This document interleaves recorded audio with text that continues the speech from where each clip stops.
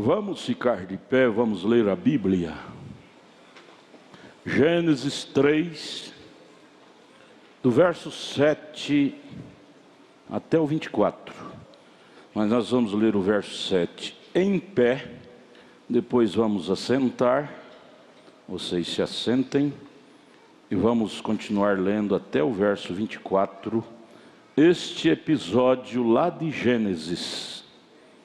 Gênesis fala de princípio.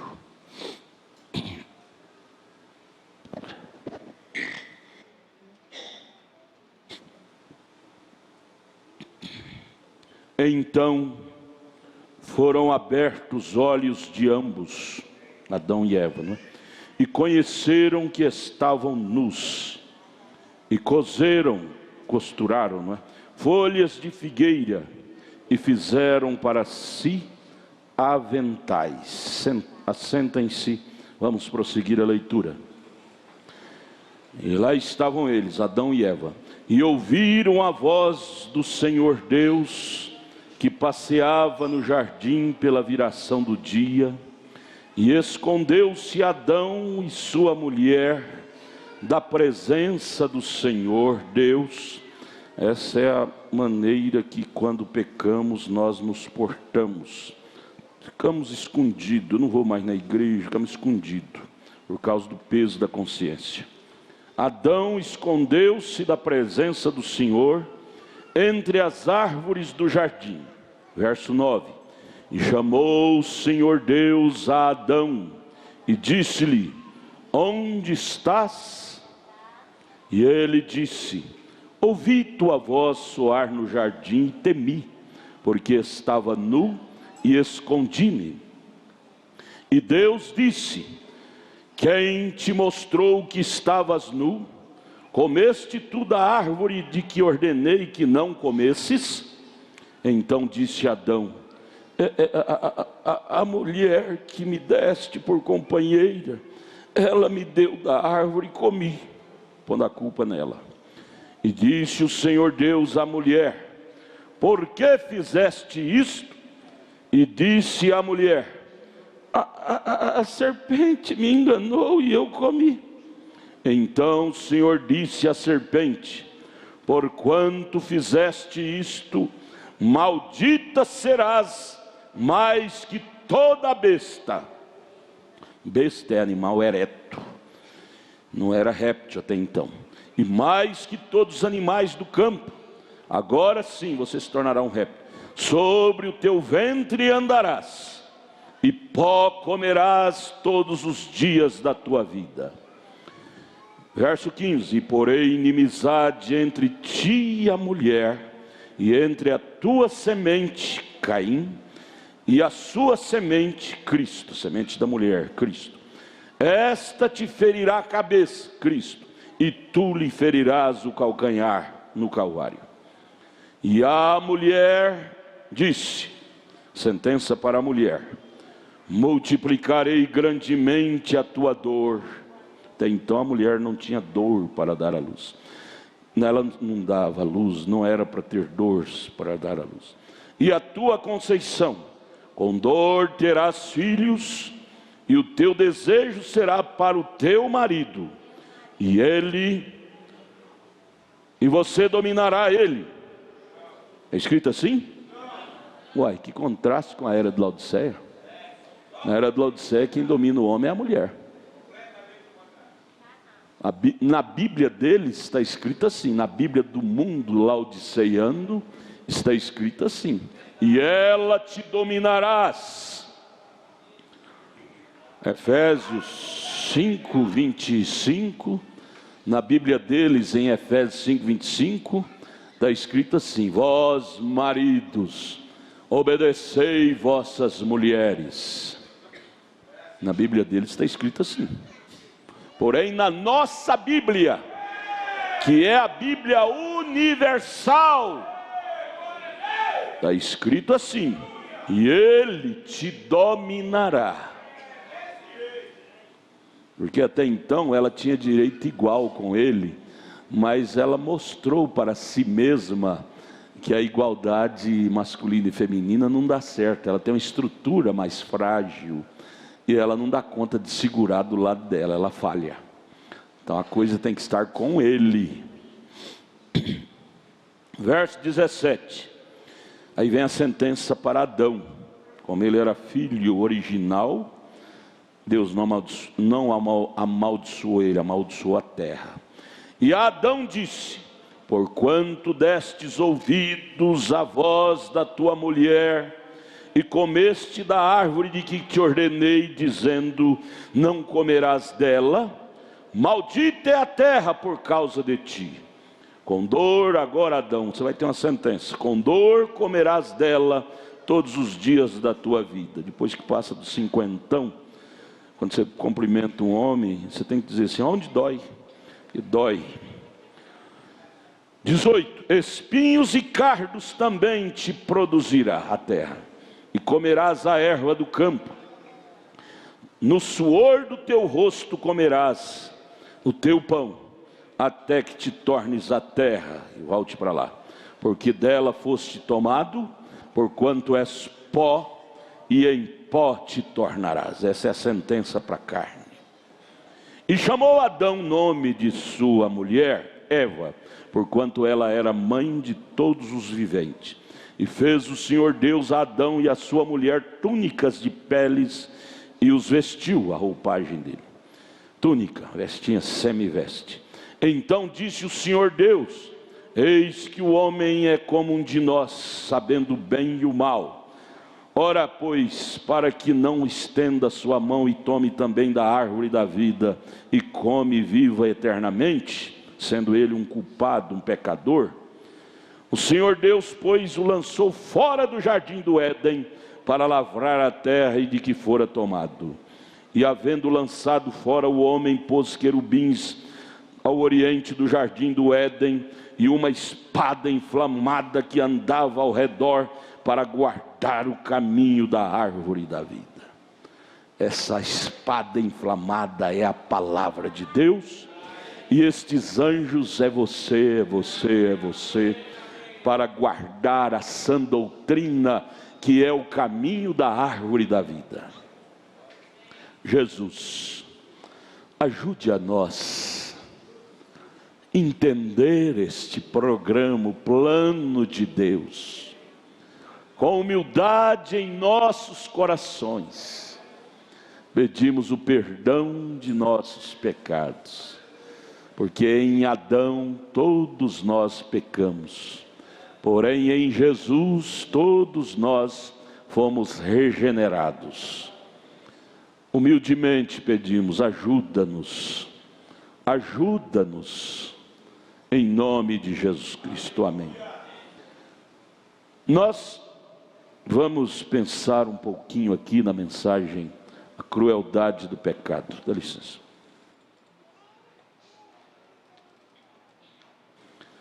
A crueldade do pecado, o profeta narra sobre isso, comenta sobre esse texto que nós acabamos de ler, a partir do parágrafo 75, ele diz assim: agora, quando então eles pecaram, Adão e Eva, ele fez para si mesmo um avental, que é uma religião, pois a palavra religião significa cobertura, é como algo que encobre, e esse casaco é uma religião de moral para mim, porque encobre meu ser, e suas roupas são do mesmo modo. E é uma cobertura feita por Adão, pelo homem. Agora observe então, quando Adão, suas folhas de figo estavam bem, desde que ele não tivesse que encarar a Deus, suas folhas de figo, sua cobertura estava bem, desde que ele não tivesse que encarar a Deus. Uma religião está bem, moraliza, você não bebe, não fuma, não peca, ou seja, o pecado social, né? Que o maior pecado é a incredulidade na palavra. Está bem para você ter uma conduta mais social na coletividade, desde que você não tenha que encarar a Deus. Porém, para encarar a Deus, uma mera religião não te dá proteção, não. Não confie em religião. Para você encarar a Deus confiado naquilo, você será decepcionado. Adão precisava mais do que uma cobertura. Adão precisava de sangue derramado. Mas quando ele teve que encarar a Deus, ele viu que suas folhas de figo não serviam. Esse mundo, agora eles não aceitam isso de jeito nenhum. Você fala para eles que religião não protege eles da ira de Deus, que está para cair sobre a terra, eles blasfemam, vociferam contra você. Mas naquele dia do julgamento, do juízo do trono branco, eles vão arrancar os restinhos de cabelo da cabeça e gritar: eu confiei na minha religião, e ela não me livrou do trono branco, não me livrou do juízo eminente de Deus. Não livrou? Você sabia. Alguém Deus usou para te falar que religião, mera religião, não te livraria da ira de Deus. O que te livraria era o sangue de Deus sobre você. Era a palavra de Deus em você. Não confie em religião, confie em Deus. Se a religião adiantasse, esse mundo era para ser um Éden. Cada esquina tem uma igreja com nome diferente. E no entanto a população cada dia está mais selvagem. O que adianta, gente, é o novo nascimento. Vamos prosseguir. E agora, amigo, você pode pensar que você é uma pessoa muito boa. Veja, e você pode ser, isto é certo. Mas quando você chega a encarar a Deus, se você não aceitou o sacrifício provido de Deus para você, você está perdido e você saberá disto. Não tente querer enganar a você. O maior tolo é aquele que tenta enganar a si próprio. Eu estou salvo, eu estou salvo. Quando as pessoas estão erradas, você pode ver. Isso é psicologia, mas existe a psicologia de Deus. Quando a pessoa está errada, você pode ver que ela fala aquilo 500 vezes para convencer o seu interior. O exterior fala aquilo 500 vezes. Não, eu estou certo, eu estou certo, eu estou certo. Cachorro que late não morde.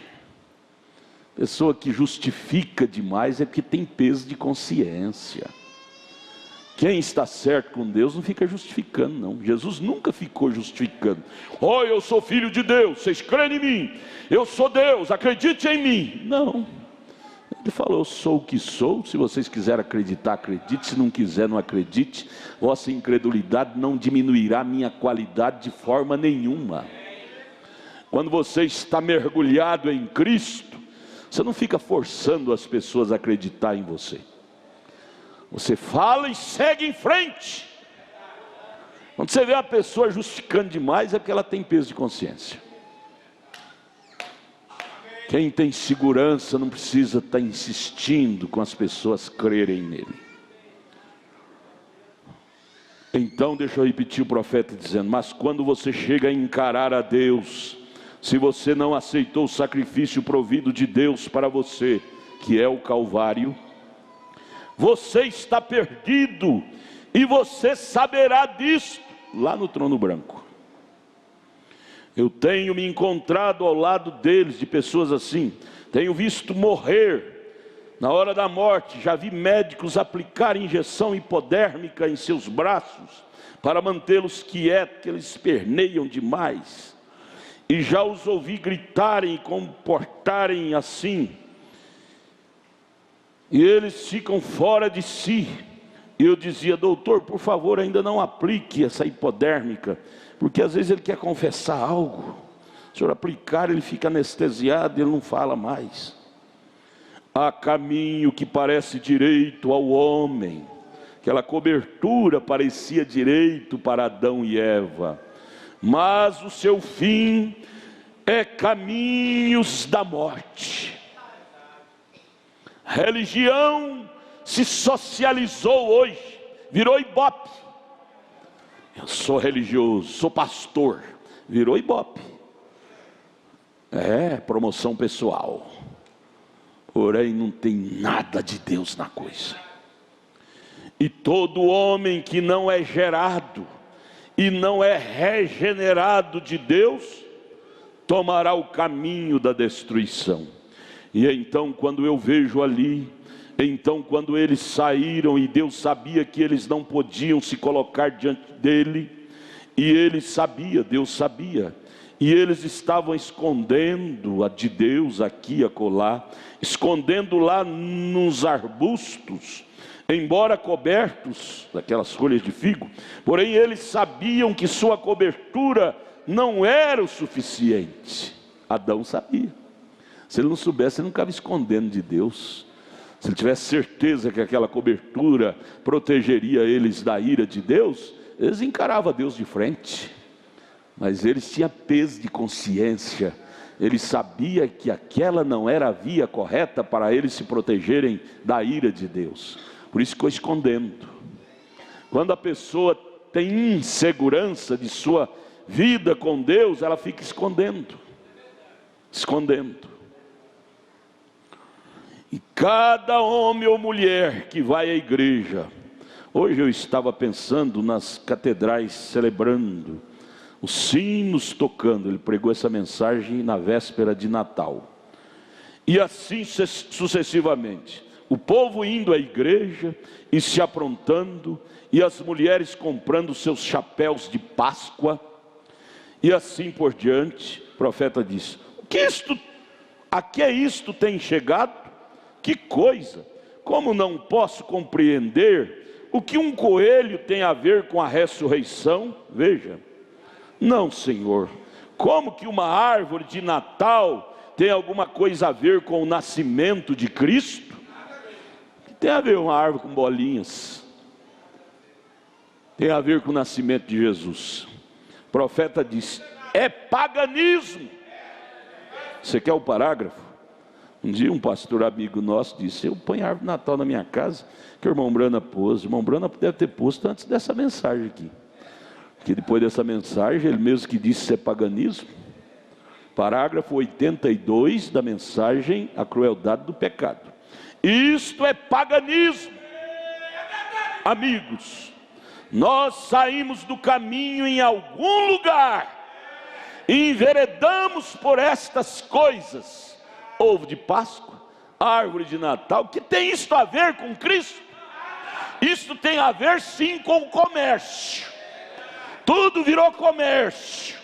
Ovo de Páscoa, árvore de Natal, toda a coisa virou comércio.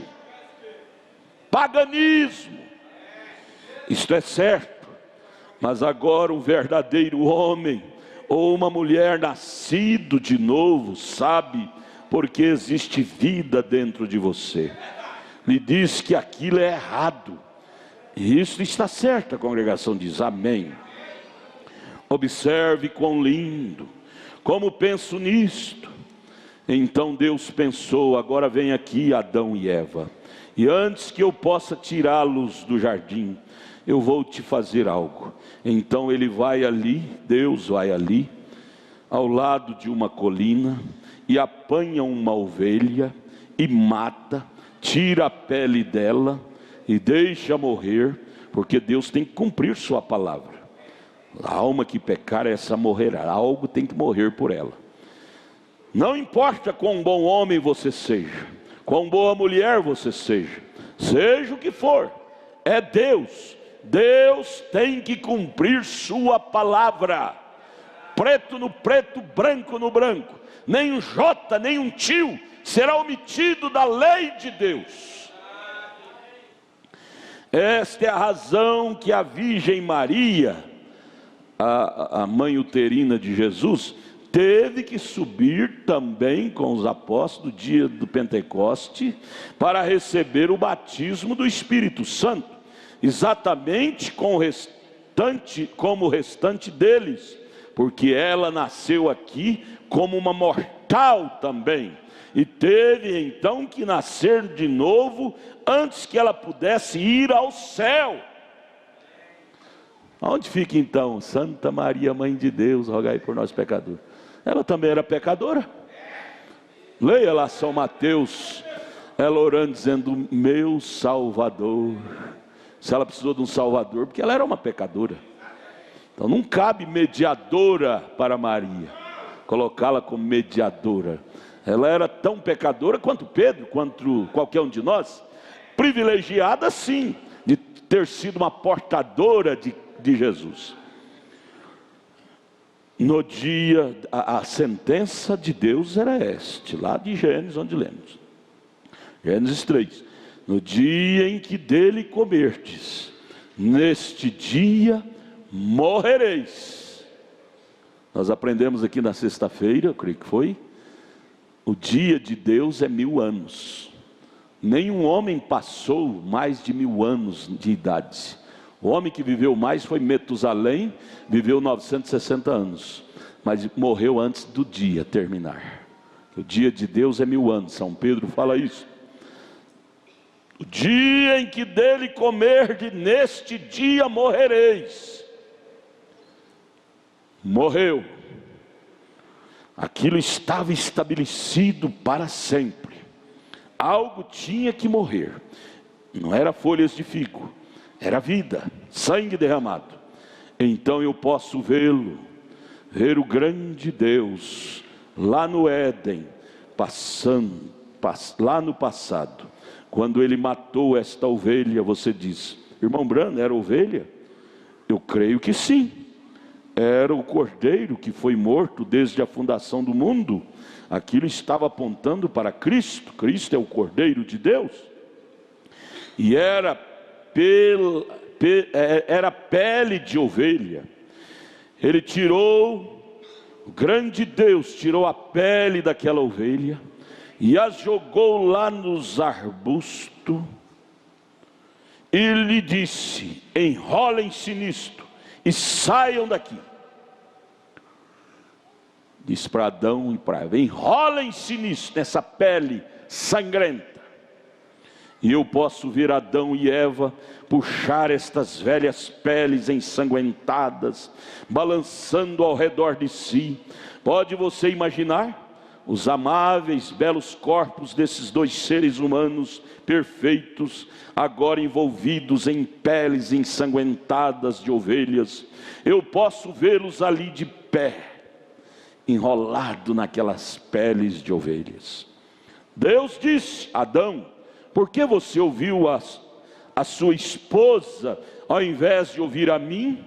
Então eu te tirei do pó, e ao pó voltarás, Adão. Ah, Deus é mau. Não, a palavra de Deus não pode voltar vazia. Ai de mim em brincar com Deus.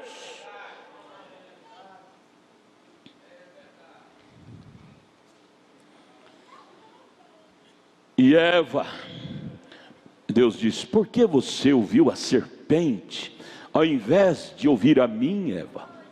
Você trouxe vida, Eva. Você trouxe vida e tirou vida, a vida do mundo. Você terá que trazer vida ao mundo.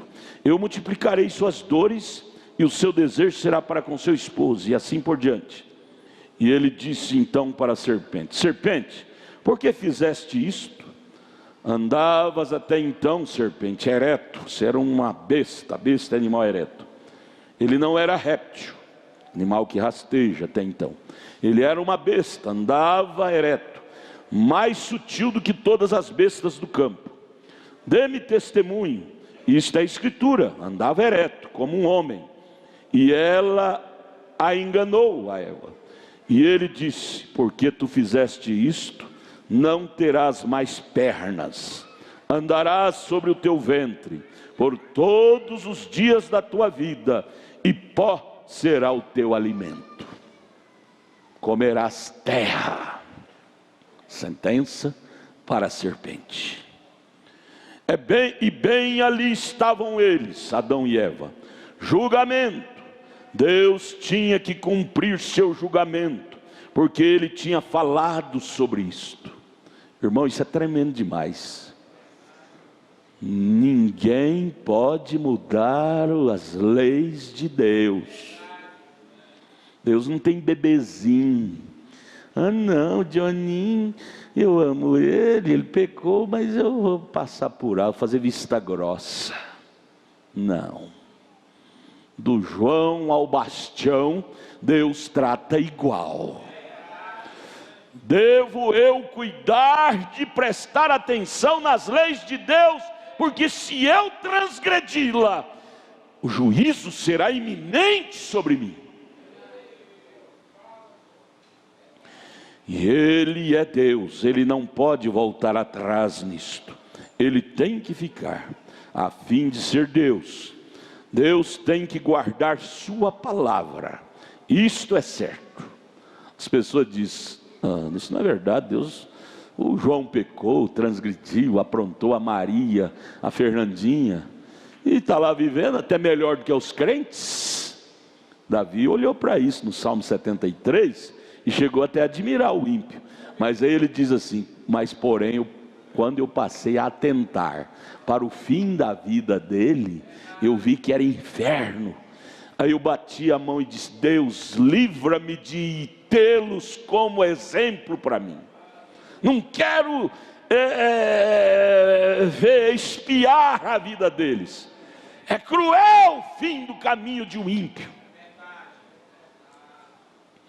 Então ali eu posso imaginar, é lindo, o profeta descreve, ele faz um filme da coisa, né? Um drama. Então ali eu posso imaginar, vendo aquela coitada Eva, pecado, mulher mais linda da terra, porque o que faz a gente ficar feio é o pecado. Pecado envelhece, cria ruga, mas eles até então eram o casal mais lindo, não tinha pecado. E ali aquela coitada Eva, quando ela olhou para Adão, seu longo cabelo loiro caído sobre suas costas, aqueles grandes, brilhantes olhos azuis, que parecia como os céus, onde Deus os havia feito, posso ver as lágrimas jorrando daqueles olhos, se misturando com o sangue daquelas peles de ovelha ensanguentada, e balançando ao redor do seu corpo enquanto ela andava. Eva e Adão, com seu corpo forte, a pegou e a encostou. Adão pegou ela e encostou em seu peito, ela enrolada com aquelas peles ensanguentadas, ele enrolado com aquelas peles ensanguentadas. Eu posso ver, ele encostou, abraçou ela em seu peito, e ali aquela consciência, culpado. Irmão, pensa nesse quadro mais terrível para um ser humano. Mombrana disse para Billy Paul, quando o Billy Paul desviou, o caminho de um transgressor é duro. O caminho de um transgressor é duro. Irmã, nunca queira ser uma transgressora. Irmão, nunca queira ser um transgressor. A consciência arde, queima. Eu posso ver ali Adão e a Eva, ele abraçando ela no seu peito, e ali todos dois com a consciência queimando. Só os dois no jardim. Eva, minha consciência está pegando fogo. Ela chorando, dizendo, Adão, a minha também. E agora, Eva, a palavra de Deus não pode voltar atrás. Ele vai nos fulminar aqui nesse jardim, Eva. Porque ele diz que no dia que dela comerdes, certamente morrerás. Nós vamos morrer. Só estava esperando a morte, ser fulminado, voltar aos gases. Gente, não brinca com Deus não. Um assopro de Deus faz nós voltar aos gases. Não pense se é melhor do que Deus não. Não pensa que você é mais poderoso do que Deus, que pode aprontar, e Deus vai ter você como netinho. Não, Deus não tem netos. Deus nos trata como filho, filha. Lá estava esse casal abraçado, em lágrimas, gemendo, porém seu consciente dizendo: nós transgredimos e agora só aguardamos as rajadas de Deus para nos eliminar do mapa. Ponha-te no lugar deles. Ponha-te no lugar deles, de Adão e Eva ali naquela hora, culpados, esperando a rajada da condenação para serem fulminados. Não queira ocupar o lugar deles, não. Você deve fazer o quadro, mas você, com o quadro, você tem que dizer: Jesus, me mantenha longe disto, me mantenha longe do caminho do transgressor, me mantenha longe do caminho da transgressora. Pecar é doce para a carne, mas é amargo para a alma. Oh Pai, ali estavam os dois, abraçados, gemendo. Ela no seu peito, Adão com seu corpo forte pegou e encostou ela no seu peito, e ali as lágrimas misturadas, caindo enquanto corria através das peles de ovelhas, o sangue pingando, sangue por toda parte ali. Agora ele disse, Deus irado, fitou os olhos no casal e disse: vocês têm que sair da minha presença, vocês têm que sair do jardim. O profeta disse, parágrafo 100, e eu posso ver Eva e Adão, com seus braços ao redor um do outro, indo se retirando daquele jardim do Éden. Você vê a irmãzinha pelas costas, aí você lembra, eu lembro do último culto que ela veio, eu vi ela pelas costas e nunca mais ela pôde retornar. Que lembrança doída, não? Você diz, eu vi o meu irmão pelas costas, aquele dia daquele culto, ele estava tão pesado de pecado, que ele nunca mais pôde retornar para esse Éden. A igreja é um Éden, gente. Éden quer dizer lugar de paz. Não existe um lugar que tem mais paz do que aqui. Porém, ao pecado nos distancia daqui. Não tem outra resposta. O que tirou o irmão da igreja? Ah, foi o irmão e irmã Beltrano que pisou no calo dele. Não foi não, foi pecado. Ódio é pecado, rebeldia é pecado, raiz de amargura é pecado.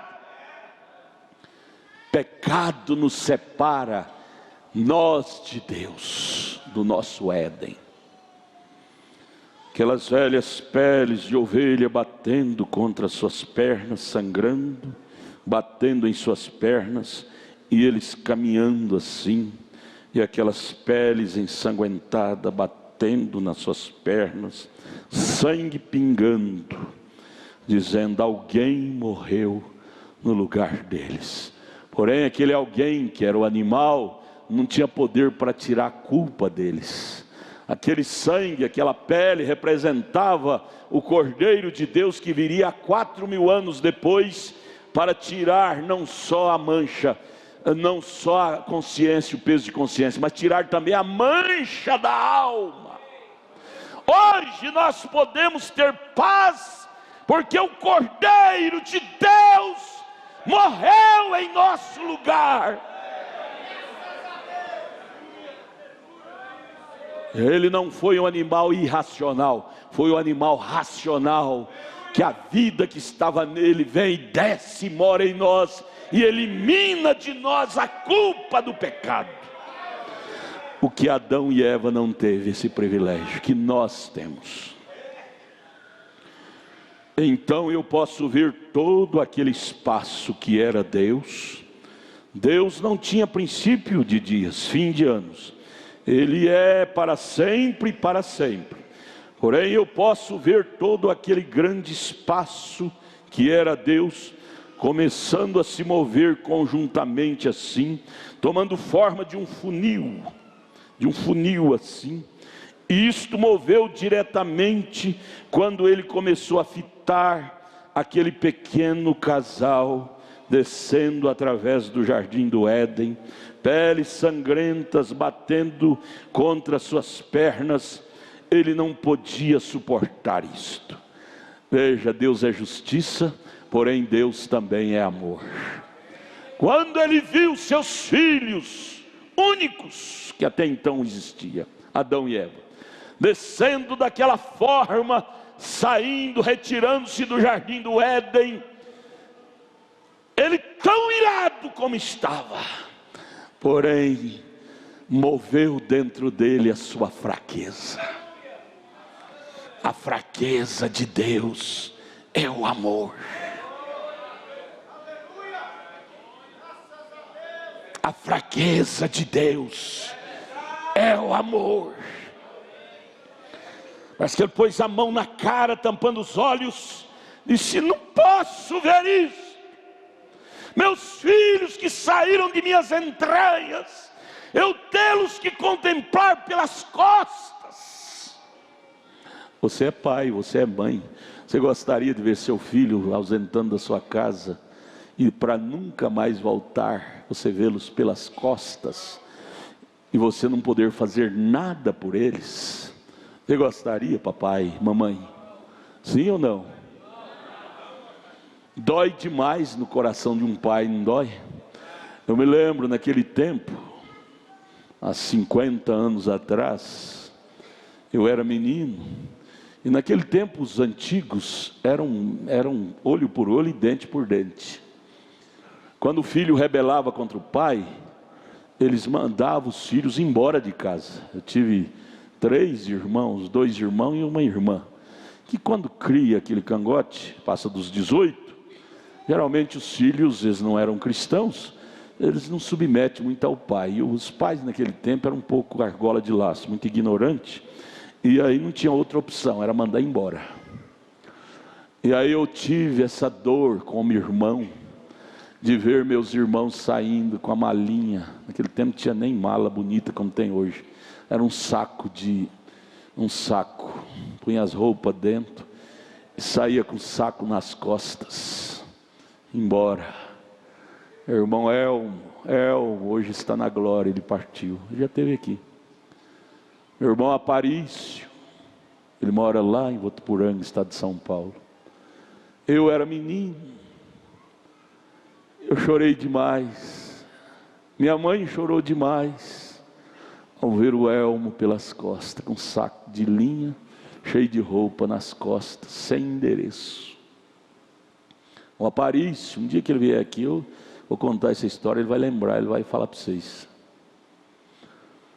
Vimos pelas costas, eu nunca esqueço das lágrimas de minha mãe, porque ele rebelou contra meu pai, ou seja, não quis submeter às ignorâncias do velho, e naquele tempo era olho por olho, dente por dente, os mais antigos lembram disso. Aquilo me doeu muito, quando eu leio isso, eu lembro desses episódios que eu acompanhei na minha casa. Deus como um pai bom, porém ele tinha que cumprir sua palavra, ele teve que expulsá-los do Éden. Porém, ao ele contemplá-los pelas costas, seu coração partiu de amor. De amor. Eu não posso ver, eu não aguento ver isto. E lá vai o casal, pele sangrenta, batendo contra suas pernas. E Deus olhando aquilo, ele não podia suportar isso. E isto desceu.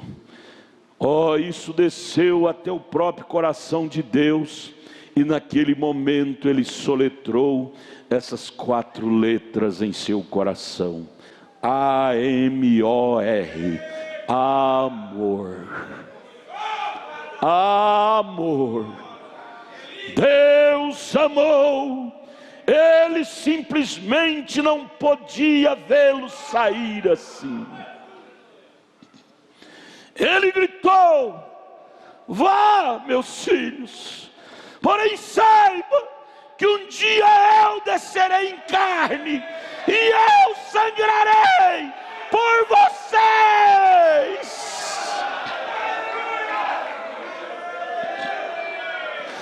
Vocês serão peregrinos por terra estranha, sem endereço, mas chegará um dia que eu descerei da glória em carne humana, não será um cordeiro animal. Eu derramarei meu sangue por vós. Desde então, a raça humana tornou-se forasteiros e peregrinos sobre a terra, desertados por este mundo. Um dia estava eu lá no Triângulo de Minas, julho de 1972. Aí eu estava lá em casa, um garoto de 12 anos. De repente, aéreamente, ligamos o rádio, na Rádio Universo de Curitiba, às 2 horas da tarde, e ouvimos o som: João, João, João, João. Aquele João entrou na minha alma. Eu, um garoto de 12 anos, não sabia nem o que era aquilo, mas era um som conhecido para minha alma. Eu estampei num choro, enquanto o pregador da fé pregava aquelas mensagens de improviso. E a minha irmã ao meu lado, era mais velha que eu 2 anos, a Eunice, está lá em São Paulo, estampou num choro, como se diz, no pé do rádio. E desde então aquela foi a voz de Deus, dizendo: vem meu filho, vem meu filho, vem meu filho, vem.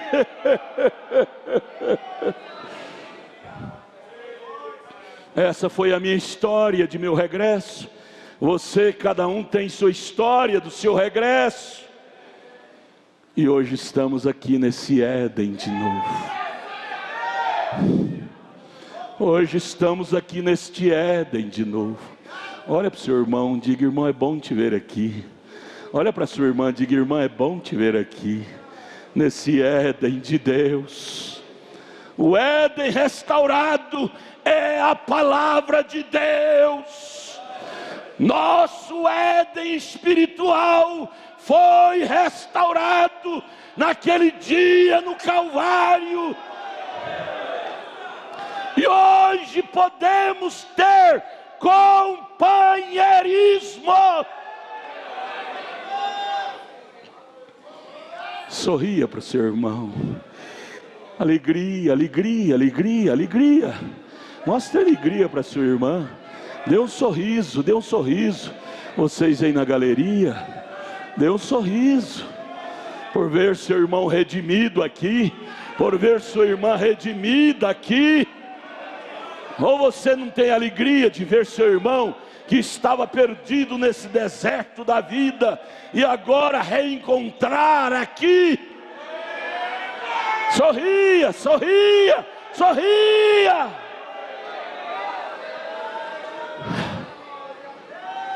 Oh, aleluia. Estávamos desertados por esse mundo mau, porém a voz dele nos ajuntou de novo em torno deste único objetivo, que é este Éden, que é a palavra de Deus. Parágrafo 102. Ele os chamou de volta e disse: eu colocarei inimizade entre a sua semente e a semente de Satanás. Então, quando aquilo foi feito, foi no Calvário, quando Deus Ele mesmo desceu através de uma mulher e nasceu de uma virgem. Como eu gostaria de ocupar-me nesse ponto, só um pouquinho. No Éden, observem quando eles foram expulsos do jardim por causa da transgressão. Todas as bênçãos cortadas por causa da transgressão. E eu penso essa noite que este é o problema com a igreja. Todas as bênçãos estão sendo cortadas dela por causa da transgressão dela, a igreja nominal. Aí está, expulsos do jardim do Éden. Agora eu quero que você observe, aqui vem, quando Caim e Abel, os dois filhos de Adão e Eva, vieram fazer uma oferta. Eu creio que o grande querubim estava do lado leste do portão, e aquela espada girando de um lado para o outro, guardando aquele portão ali do Éden, ali da entrada para o Éden. Observem, fogo, o fogo do Espírito Santo, guardando o portão do Éden. O fogo da palavra, da sã doutrina, guarda o portão da fé. O portão desse Éden, Éden é a verdade. Por isso que aqui não entra doutrina errada.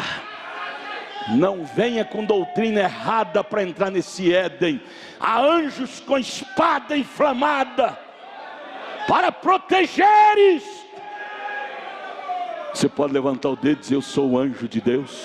Eu sou um anjo de Deus. Você ocupa esta espada que é a palavra de Deus. Valorize isto, minha gente. Você é um protetor do Éden de Deus. Você tem essa espada inflamada, que é a palavra. Hebreus 4:12, a palavra é uma espada flamejante. E hoje, é isto que guarda o portão. Se você tem medo do Espírito Santo e fogo, você nunca entrará. Ardente é a espada de Deus. Deus é um fogo consumidor, vigiando aquela árvore da vida, guardando a árvore da vida. E agora observe então, este é um lindo quadro. Oh, que coisa! Eu posso ver Adão, ou seja, Caim e Abel, melhor dizendo, labutando agora, ou saindo para fazer um sacrifício. E eu creio que eles construíram seus altares bem junto do portão. Eles não podiam entrar para dentro, construíram fora do jardim, junto ao trono do julgamento, onde eles podiam adorar. Se Deus unicamente exigisse de você que você fosse a igreja, Caim foi tão justo quanto Abel. Caim construiu um altar ao Senhor como Abel. Você diz: bem, irmão Brana, eu não somente faço isso, mas eu faço sacrifício, eu contribuo nas missões estrangeiras.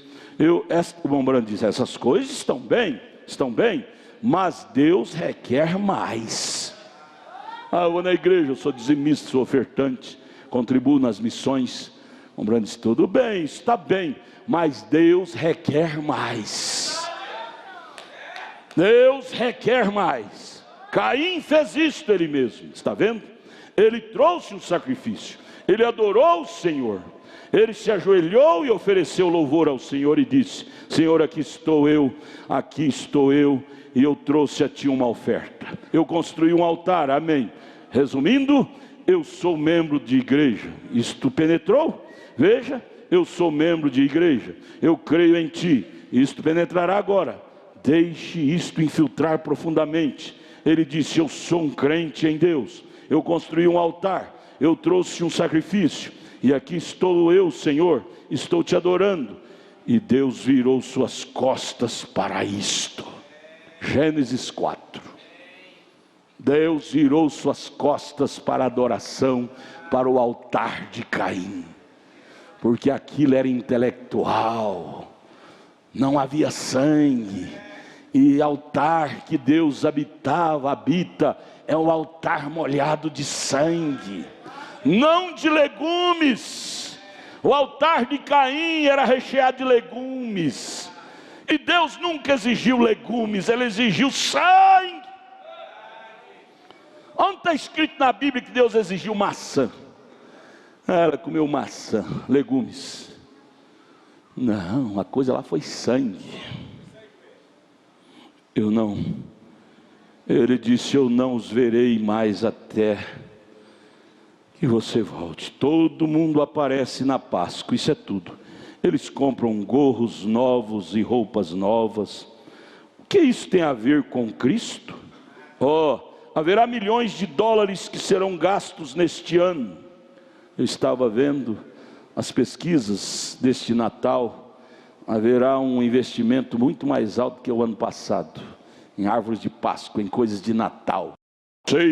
Ceia de Natal, meia-noite. Gente, um cristão fazer isto? Não tem Bíblia para isso. Tem Catecismo de Roma, onde o Papa na meia-noite de Natal reza a missa lá no Vaticano, e todos seus seguidores assistem na televisão o Papa falando aquelas palavras e chorando aqui, o Papa rezando a missa de Natal. E eles então comem da ceia. Ceia é isso que vamos comer agora. Pão, tipo do corpo. Vinho, tipo do sangue. Deixa de ser pagão. Seja cristão. Você quer comer uma leitoa assada com a família? Não precisa deixar para meia-noite de Natal, não. Isso é tradição pagã. Coma durante o dia.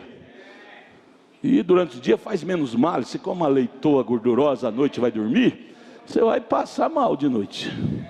Coma durante o dia. Para que esse paganismo?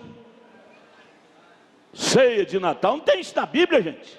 Isso tem no Catecismo de Roma. E nós não somos discipulados de Roma, nós somos discipulados de Cristo.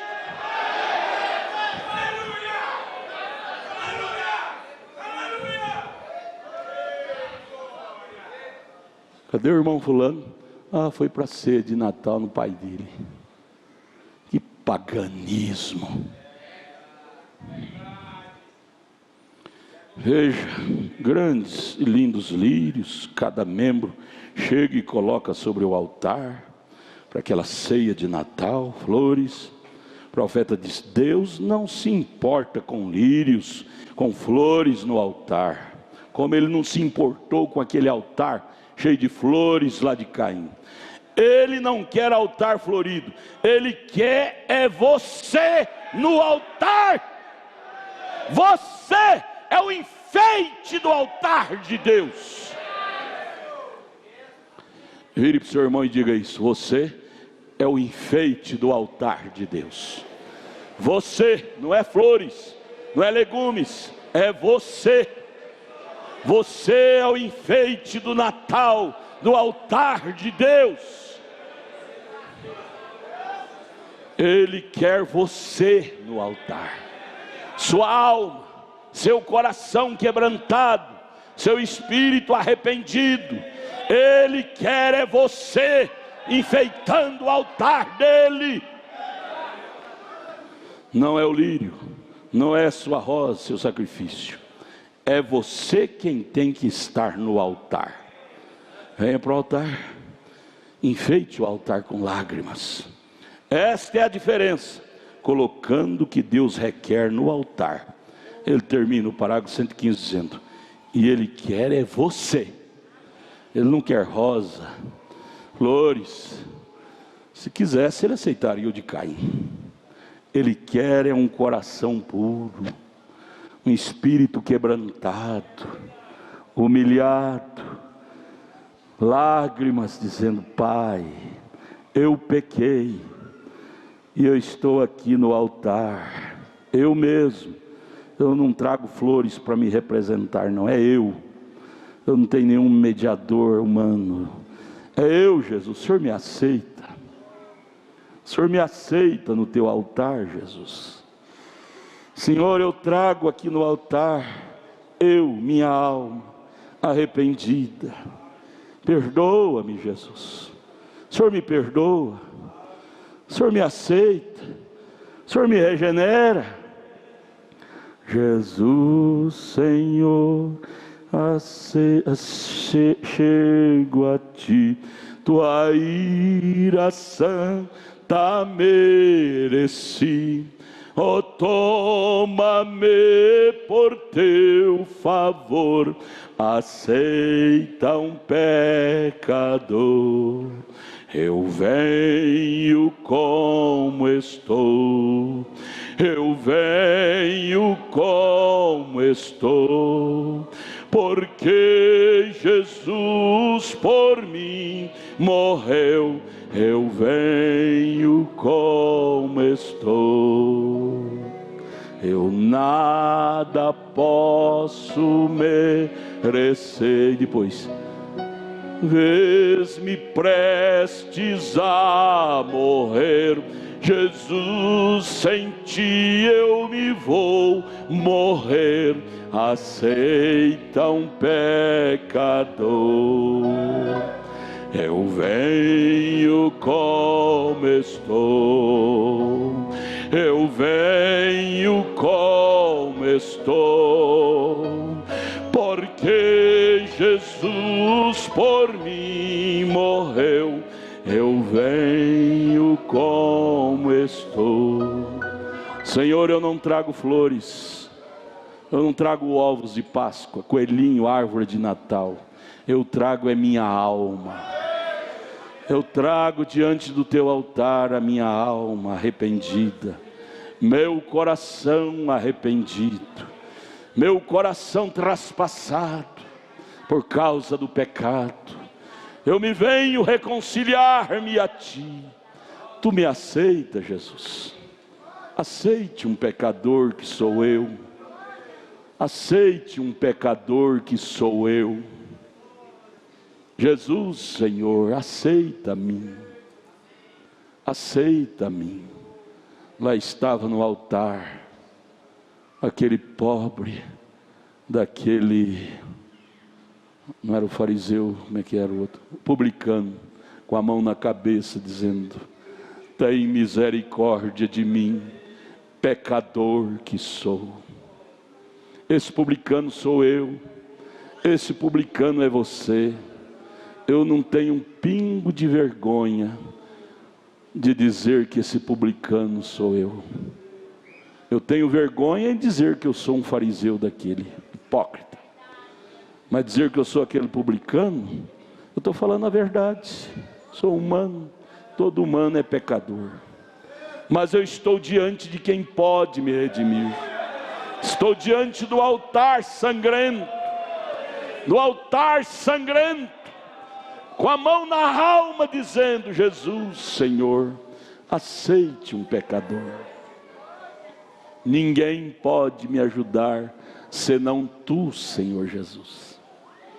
Ninguém pode resolver meu problema da minha alma senão tu, Jesus.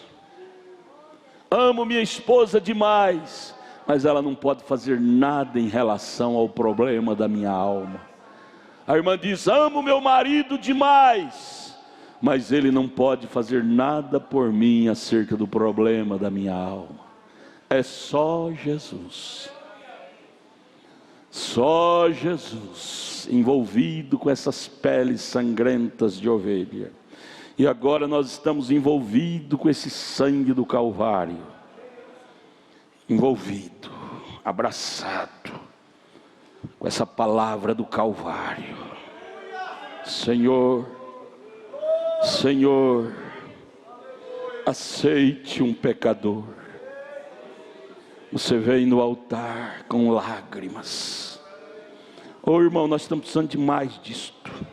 Nós estamos precisando mais disso do que comer arroz com feijão, do que comer o jantar de Natal.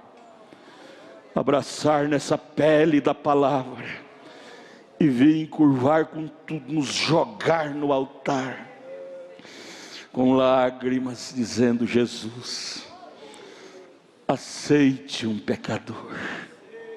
Aqui está o Jim, pecador que sou. Aceite um pecador. Aceite um pecador. Em Adão todos nós pecamos. Em Jesus todos nós somos redimidos.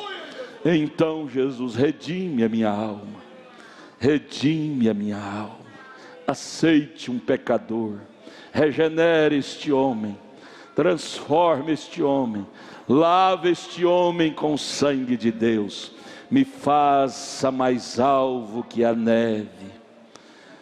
E aí você volta como aquele publicano voltou, redimido, leve, sorrindo, com a alma redimida, sorrindo até para as paredes, sorrindo, andando. Aí você anda assim pisando firme, como um pecador redimido pelo sangue de Deus. Você anda agora com temor, com tremor, com reverência, com respeito, sabendo que o pecado dói. O pecado dói na alma. O pecado dói demais. Dói na moral, dói no espiritual, dói na alma. Aí você diz: Jesus, nunca mais eu quero cair noutra desta. Nunca mais eu quero cair noutra desta.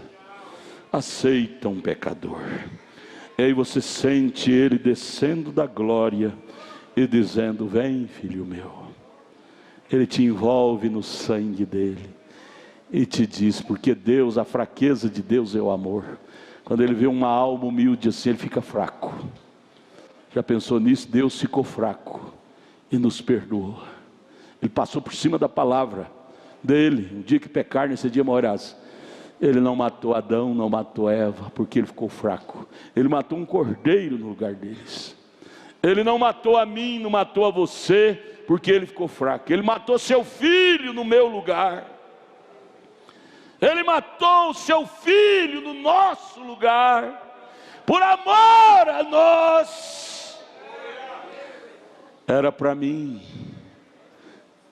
ser aquele homem. Cadê ele? Vocês podem passar lá na tela. Aquele filme último, ele todo sangrando, a face sangrando. Aquele outro não é cristão não, aquele outro passa ele morrendo na cruz sem nenhum sangue. Esse último é mais bíblico, olha lá. Era para mim estar lá naquele lugar. Era para mim ser aquele personagem. Porém ele veio, desceu da glória em carne, naquela carne. E aquilo ali, cada rasto de chicote, era para cair nos meus lombos. Mas no entanto caiu nos lombos dele. E aquele olhar sereno dele, lá ele está falando, balbuciando, dizendo: Pai, tudo está consumado. Eu perdoei o Adalto, perdoei o Antônio, o João, a Maria. Ele não precisa de morrer nesta morte sangrenta. Eu redimi. A fraqueza de Deus fez o Calvário. O amor fez ele descer e tomar sobre si as nossas culpas e sangrar daquele jeito por nós. Passa lá. Passa lá. Quando vocês virem a cruz, não fique com dó dele, fica com dó de você. Ele fez aquilo lá por dó de nós. Ele não precisava daquilo, mas por dó, por amor a nós, ele sujeitou aquilo. Então quando vocês virem o Calvário, a cruz lá assim, começa a glorificar a Deus com alegria, dizendo: Senhor, o Senhor tomou o meu lugar. Era para mim estar ali, morrendo daquele jeito. A alma que pecar, ela morrerá. Porém o Senhor tomou isto sobre si, morreu por mim. Ele fez isso no meu lugar. Irmão, como eu posso continuar com o nariz empinado, sendo uma estrelinha? Gente, não tem ninguém melhor do que ninguém não. Todos nós estamos nivelados. Todos nós estamos condenados a essa carne. O único que nos salva é aquele do Calvário. Nós não podemos sair com ego. Eu sou bom, o João não vale nada. Gente, em matéria de carne nós somos igualzinho um ao outro. O que faz a diferença é o Calvário. O que faz a diferença é estarmos debaixo daquele sacrifício sangrento. É estarmos debaixo daquele sacrifício sangrento. É o que faz a grande diferença entre nós e o mundo. Valorize aquilo. O que vocês tiram, gente? Vocês têm preguiça de deixar a coisa? Vocês têm que tirar quando eu falar, tá bom. Meus técnicos às vezes têm que puxar a orelha deles. Eu estou falando sobre o Calvário sangrento. É bom você ver isto. Ah, tem escrúpulo. Não, escrúpulo é ser um pecador. Ver o representante nosso é motivo de gratidão.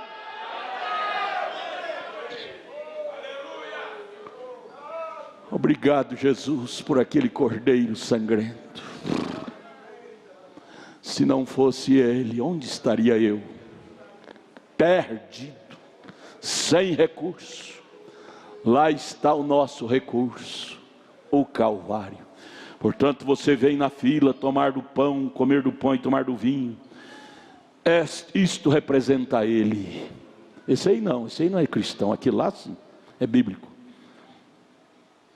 Você ao comer do pão, gente, venha com lágrimas, com lágrimas. É escrupuloso ver um crente passar na fila da ceia sorrindo, brincando com outro. Você tá vindo sem pôr sentido na coisa. Isso aqui representa aquilo lá. Como é que você pode estar diante de um homem morrendo, sangrando por você, e portar assim, mascando chiclete? Vem na fila da ceia, coloca o chiclete do lado da boca, e come o pão, e chega lá na frente, pô, vai aquela bolona de chiclete. Isso não tem conversão nisso. Nós deveríamos passar aqui com lágrimas escorrendo em nossa face, dizendo graça, graça, graça, sublime graça. Gente, vamos pôr mais sentido no valor do pão e do vinho. Isso é símbolo daquilo lá. Ser crente nominal, gente, isso é nojento. Eu sou crente. Caim era. É hora de encararmos a coisa com mais seriedade. Ao tomar, comer do pão, beber do vinho, você tomar com consciência do que isto significa para você. Isto significa o perdão de meus pecados. Isso fala do corpo, isso fala do sangue daquele dia no Calvário. Você vem com essa consciência de gratidão tão grande. Isso então tem valor para você. Por que a Santa Ceia não tem valor para muitos? Porque nem todos valorizam aquele símbolo.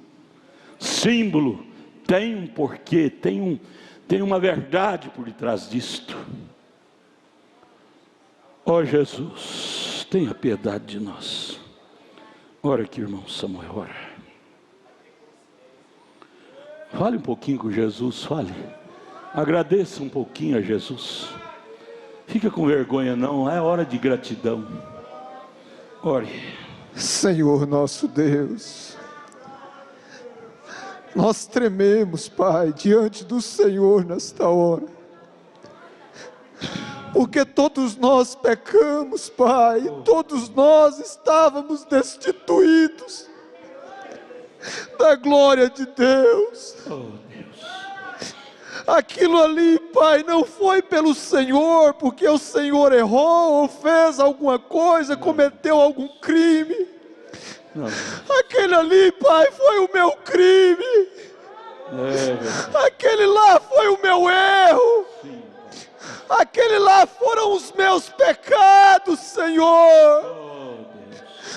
Oh Deus, que haja em nós mais gratidão, Pai, pelo que o Senhor fez por nós no Calvário.